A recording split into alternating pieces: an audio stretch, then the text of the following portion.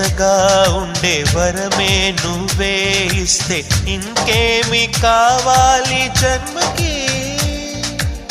మచ్చలేని చంద్రుడిని మాట రాక చూస్తున్నా, వరస కాని బంధుని చొరవ చేసి అంటున్నా, ఇంకెప్పుడు ఒంటరినని అనరాదని, నీకు సొంతం అంటే నేనేనని.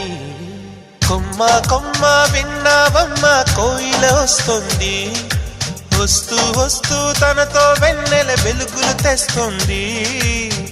ఏవమ్మ మరుమల్లి తోరణాలు కడతావా, చిలకమ్మ ఎదురేగి స్వాగతాలు చెబుతావా, పూల పొగరిల్లేరా రమ్మందని.